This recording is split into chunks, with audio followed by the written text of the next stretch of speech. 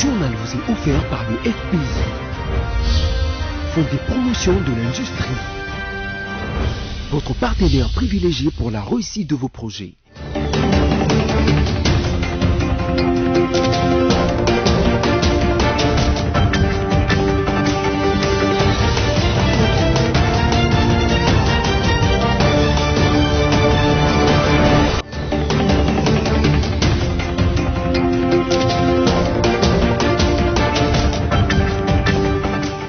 C'est toujours un plaisir de vous retrouver sur BSC Télévision. Mesdames et messieurs, bienvenue dans ce journal dont voici le principal titre.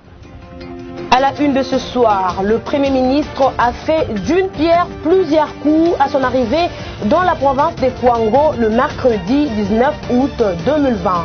Outre le lancement des travaux du cantonnage des routes, Sylvestre Ilunga Ilunkamba a visité le parc à l'abandon de Bukangalonzo et l'hôpital général de référence de Kenge.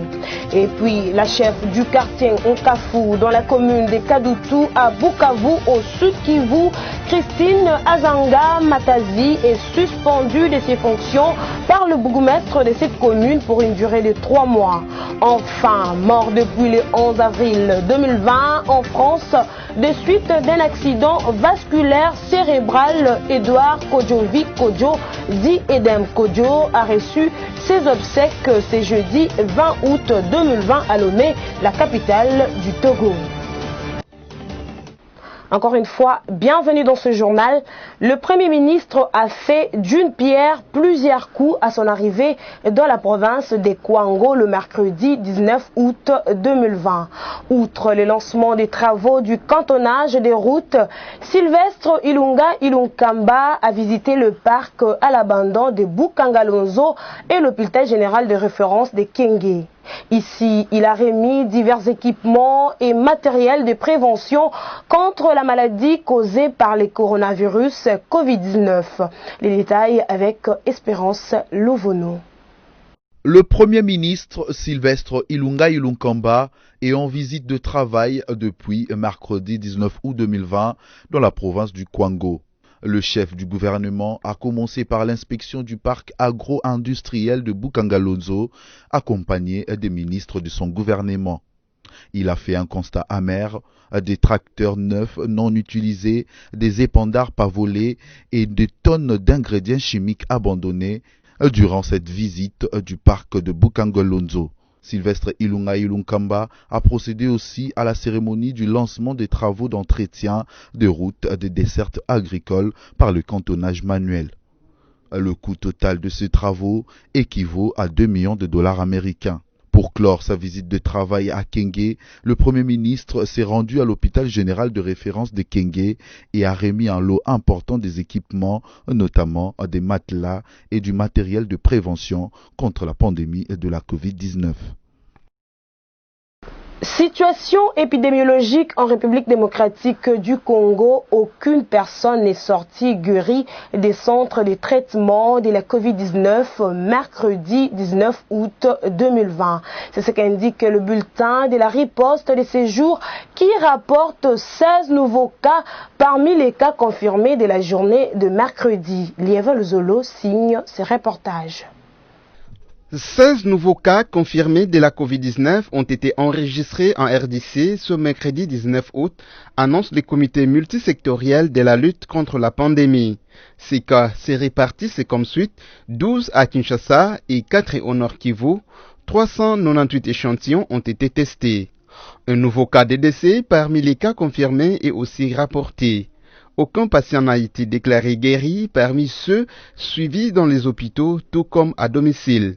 Depuis le début de l'épidémie déclarée le 10 mars 2020, le cumul des cas est de 9 757, dont 9 756 cas confirmés et 1 cas probable. Au total, il y a eu 247 décès, 246 confirmés et 1 probable, et 8895 personnes guéries. Les 17 provinces touchées sont Kinshasa, épicentre avec 7866 cas, le Nord Kivu avec 567 cas, le Congo central avec 429 cas, le Haut-Katanga avec 314 cas, le Sud Kivu avec 295 cas, le Lualaba avec 94 cas, l'Ituri avec 90 cas, les Hauts-Ouélé avec 44 cas, la Chopo avec 27 cas, le Nord Ubangi avec 9 cas, l'Équateur avec 6 cas, les Kwilu avec 6, Sud Ubangi 5 cas, les Hauts-Lomami 1 cas, le Kasaï 1, le Kasaï central et les Kwango 1 cas également. Le ministre de l'Enseignement supérieur et universitaire, Thomas Louaka Losenjola, a échangé mercredi 19 août 2020 avec le caucus des élus nationaux de Kinshasa.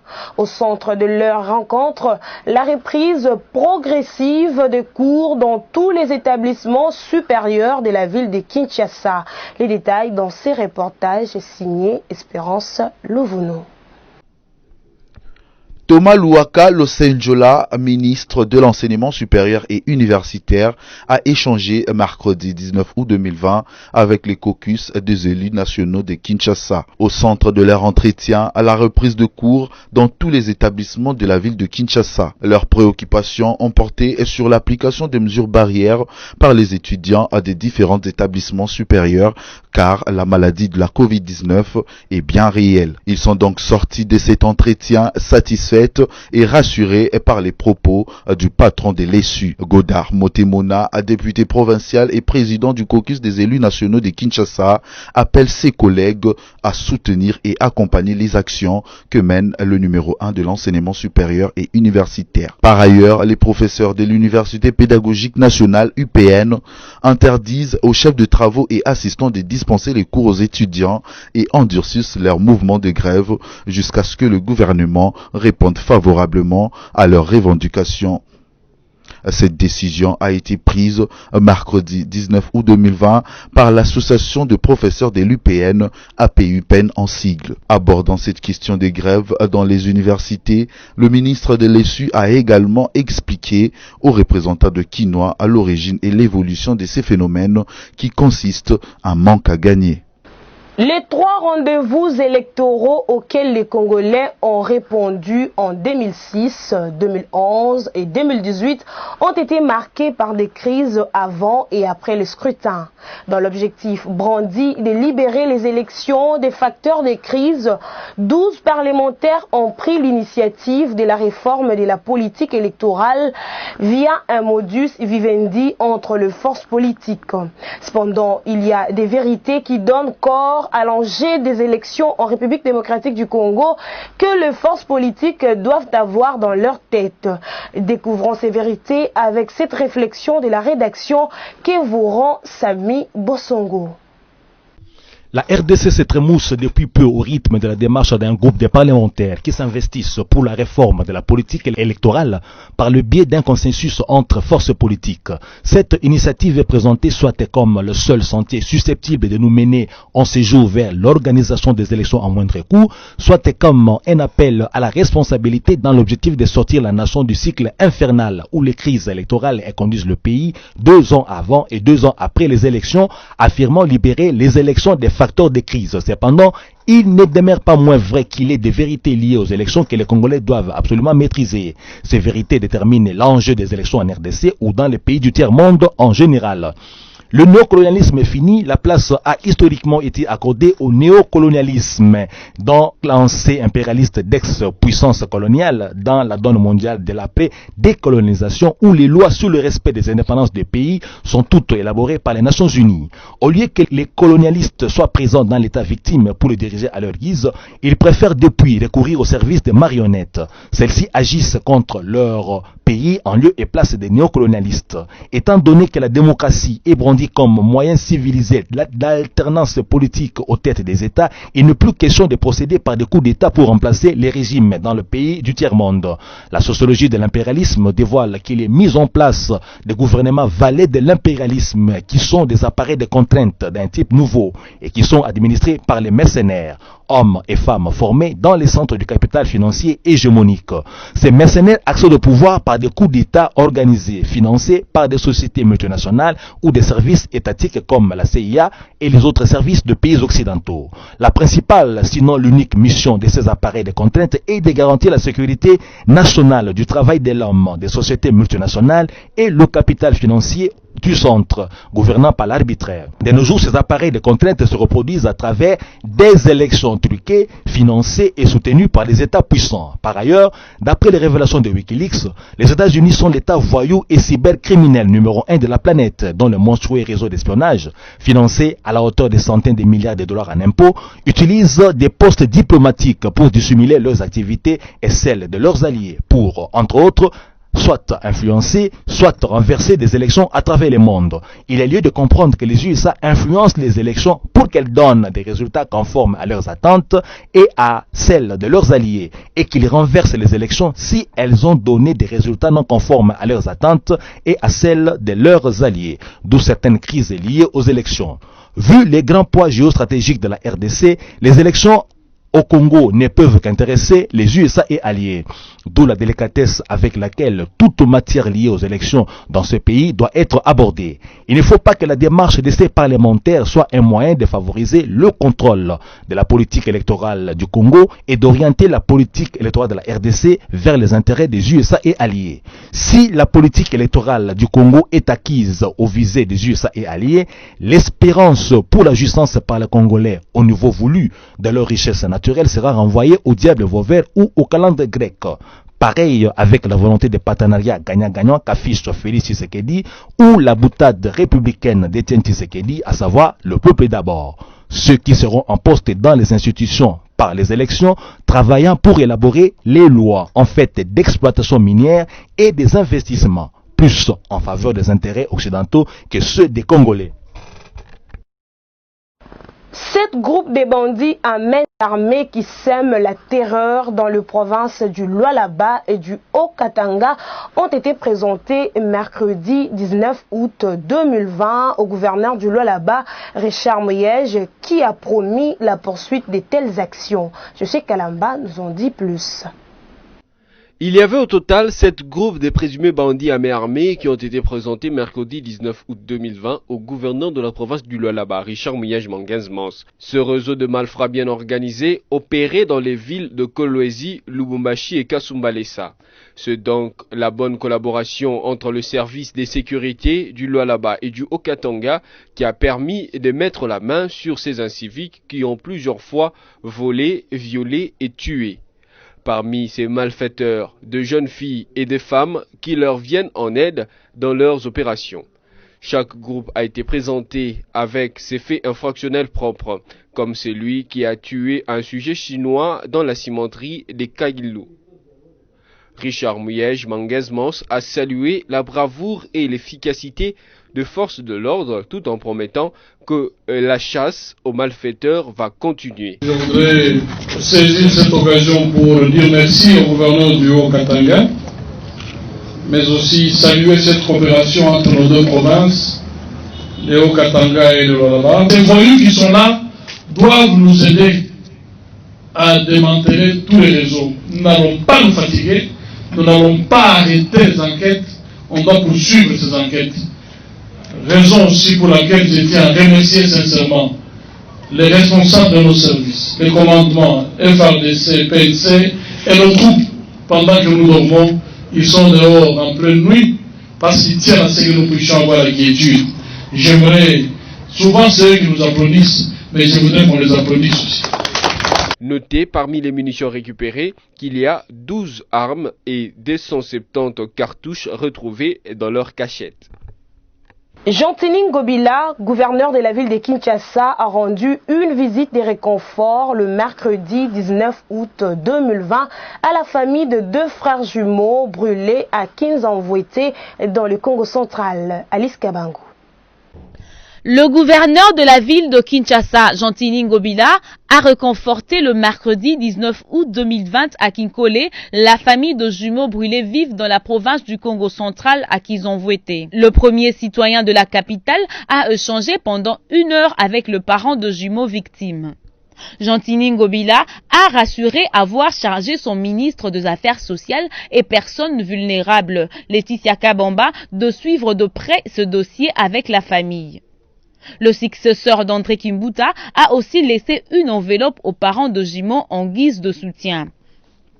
Pour rappel, il est aussi à savoir que près de 20 personnes impliquées dans le brûlage de ces jumeaux sont déjà aux arrêts et ont été conduites à Matadi pour répondre de leurs actes devant la justice congolaise. La chef du quartier Nkafu, dans la commune de Kadutu, à Bukavu, au sud Kivu, Christine Azanga Matazi, est suspendue de ses fonctions par le bourgmestre de cette commune pour une durée de 3 mois. Parmi les faits lui reprochés figure la non-tenue mensuelle des forums des quartiers. Ramazani Saloumou.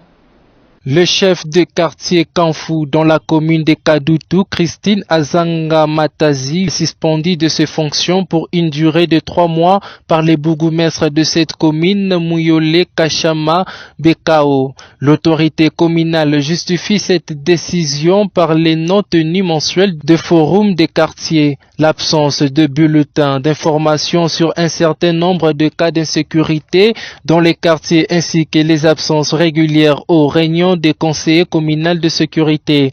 Pendant la période de suspension, c'est le chef de quartier adjoint de Kanfu Ndembende Sinkombe Jean-Marie qui va assurer l'intérim de chef de quartier. Signalons que c'est depuis plusieurs mois que les acteurs de la société civile de Kanfu organisent des actions citoyennes pour exiger le départ de leur chef de quartier, l'accusation de mauvaise gestion. Depuis Lubumbashi, l'on nous annonce le début des travaux de réhabilitation de la route Kipushi par la société chinoise Grec 7 sous la supervision de l'agence congolaise des grands travaux. Il s'agira dans un premier temps de remettre en état 4,5 km situés dans la partie urbaine de cette route. Reportage. Longue de 4 km 500, la section de la route Kipushi qui va de la station La Bohème à la jonction avec la route des poids lourds de la ville de Lubumbashi va être remise à neuf complètement par la firme Crekset qui, tôt le matin de ce lundi 17 août, s'est déployée sur ce chantier. Ce travail, prévu depuis l'année 2019, a été reporté au vu des multiples contraintes auxquelles fait face la concession. En effet, le financement de ces travaux provient de la mise en concession de la route Lubumbashi-Kasumbalesa qui prend en même temps en charge la réhabilitation des 90 km de cet axe. Le sérieux que la firme chinoise Crekset voudrait imprimer à ce projet se voit à travers le déploiement de l'arsenal des engins visibles sur place. Pour ces travaux de réhabilitation de la route Kipushi, dont le lancement a été fait par le gouverneur de province, il sera question du recyclage de l'ancienne couche de roulement pour en faire une nouvelle couche de base, de la construction des caniveaux sur l'ensemble de cette route des deux côtés, de la pose de l'enduit monocouche après la stabilisation au sol ciment dosé à 5% et enfin de la pose d'une couche de roulement de 5 cm d'épaisseur en béton bitumineux. Ce travail se fera sous le contrôle des ingénieurs de l'Agence congolaise des grands travaux Antenne du Grand Katanga, maître d'ouvrage délégué du ministère des Infrastructures, Travaux publics et Reconstruction sur ce projet. La détérioration de cette voie avait été accentuée par le passage des camions remorques en provenance de la route de contournement pendant la période précédant la délocalisation du poste de péage de Kisanga vers Kanyaka. Sur la liste des causes de destruction de cette route, il faudra malheureusement aussi signaler l'incivisme de certains riverains qui sont passés maîtres dans l'art de manifester en brûlant des pneus sur l'asphalte. Après la démission forcée du président malien Ibrahim Boubacar Keïta, tous les pays de la CEDEAO ont fermé leurs frontières avec la République du Mali. Pour ce pays, ce qui s'est passé à Bamako est contre le principe de l'organisation sous-régionale. Tous les pays de la CEDEAO ont suspendu les coopérations avec le Mali. Ces pays se réfèrent à la décision de la communauté économique des États de l'Afrique de l'Ouest sur la fermeture de toutes les frontières terrestres, aériennes et maritimes avec le Mali et de la suspension de toutes les relations économiques, financières avec ce dernier suite à la mutinerie déclenchée au sein de l'armée malienne qui a abouti à la démission du président Ibrahim Boubacar Keïta. Les gouvernements de tous ces pays, par les truchements de leurs ministres, ont demandé à ce que toutes les institutions économiques suspendent leur coopération avec le Mali.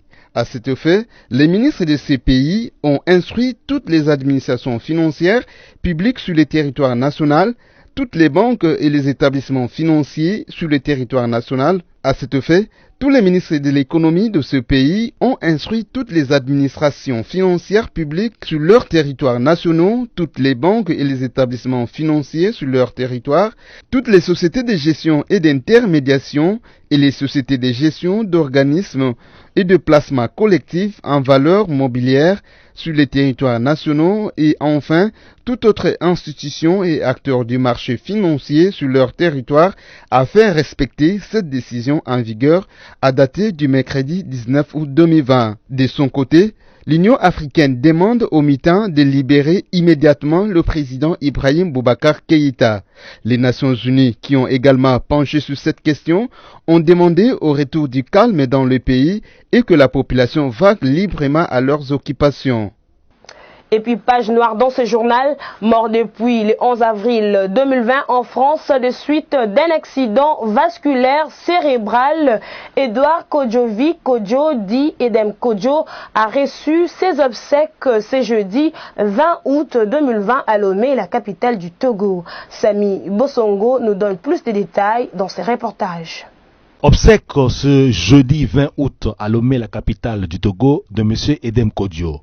De son vrai nom, Edouard Kodjovic Kodjo, celui que les panafricanistes et nationalistes congolais ont connu comme facilitateur du dialogue de la Cité de l'Union africaine et dont ils ont eu à apprécier la rhétorique, fut né le 23 mai 1938 à Sokodé et mort depuis le 11 avril 2020 à Neuilly-sur-Seine en France à 81 ans de suite d'un accident vasculaire cérébral. Edem Kodjo fut secrétaire de l'Organisation de l'Unité africaine OUA de 1978 à 1983. Par deux fois, il fut Premier ministre du Togo, soit d'abord du 23 avril 1994 au 20 août 1996, ensuite du 9 juin 2005 au 20 septembre 2006. C'est en 2009, alors âgé de 71 ans, qu'Edem Kodjo avait publiquement fait ses adieux à la politique, tout en restant un sage de l'Union africaine. C'est en cette qualité qu'il a été confirmé facilitateur du dialogue de la Cité de l'Union africaine en RDC le 6 avril 2016. Présent aux obsèques, Matata Pogno a écrit dans un tweet, je cite, « avoir passé des moments émouvants à l'honneur de ce fils panafricaniste qui a combattu pour la paix et la sécurité des pays africains, notamment la RDC. Que son âme repose en paix. » Les éliminatoires de la CAN Cameroun 2021 reprendront dès le mois de novembre prochain. C'est ce qui relève une correspondance de la Confédération africaine de football, CAF, adressée à ces différentes fédérations. Suspendu pour des raisons connexes à la présence de la pandémie de la Covid-19 dans le continent, les éliminatoires de la Coupe d'Afrique des Nations reprennent dès le mois de novembre prochain. C'est à travers un courrier adressé à toutes les fédérations d'Afrique, membres de l'instance dirigeante de football africain, que cette décision de la Confédération africaine de football a été rendue publique. En même temps, la CAF tient à tout prix sur le respect sans condition des gestes barrières à la reprise de ces éliminatoires. Nous rappelons que la RDC dans ces éliminatoires de la CAN Cameroun 2021 occupe la 3e place dans son groupe avec 2 points derrière le Gabon et la Gambie qui comptent chacun 4 points. À l'international, on connaît déjà les finalistes de la Ligue des champions européenne. Il s'agit du club français du Paris Saint-Germain et du Bayern de Munich de l'Allemagne qui vont s'affronter dimanche 23 août 2020 à Lisbonne, la capitale du Portugal. Mesdames et messieurs, avant de vous quitter, suivez la revue de presse avec Merveille Bavabébaï.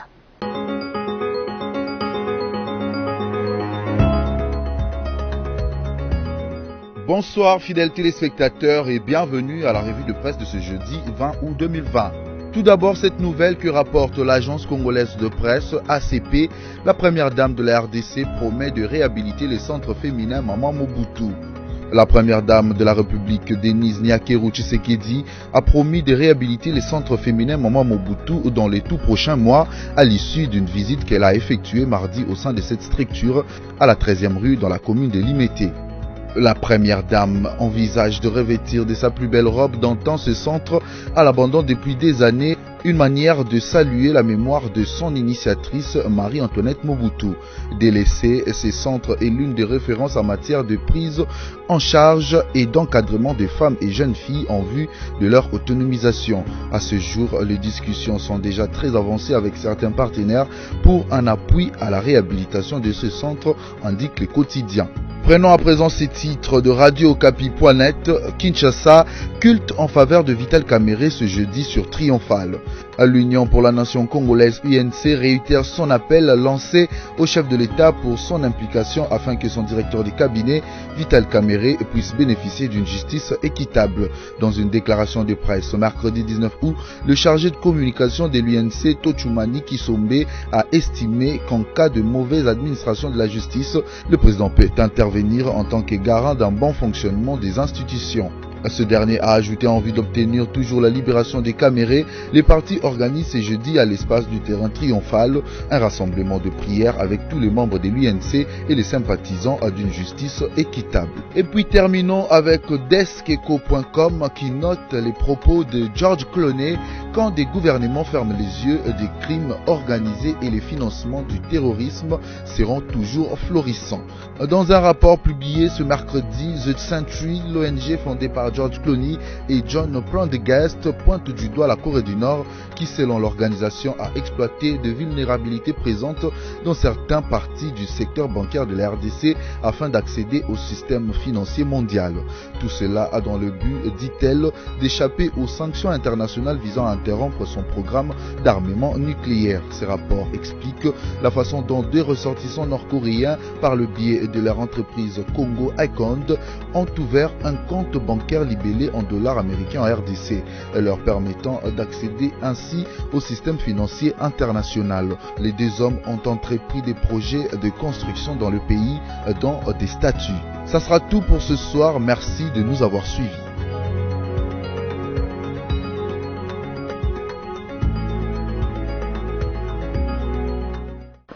De cette session d'information, si vous nous avez pris en cours de diffusion, voici les rappels de principaux titres. À la une de ce soir, le Premier ministre a fait d'une pierre plusieurs coups à son arrivée dans la province de Kwango le mercredi 19 août 2020. Outre le lancement des travaux du cantonnage de route, Sylvestre Ilunga Ilunkamba a visité le parc à l'abandon de Bukangalonzo et l'hôpital général de référence de Kenge. Et puis, la chef du quartier Nkafu dans la commune de Kadutu à Bukavu au Sud Kivu, Christine Azanga Matazi, est suspendue de ses fonctions par le bourgmestre de cette commune pour une durée de 3 mois. Enfin, mort depuis le 11 avril 2020 en France, de suite d'un accident vasculaire cérébral, Edouard Kodjovic Kodjo, dit Edem Kodjo, a reçu ses obsèques ce jeudi 20 août 2020 à Lomé, la capitale du Togo. Ici s'achève complètement ce journal qui a été présenté par l'ensemble de la rédaction de BSC Télévision. Restez-nous fidèles.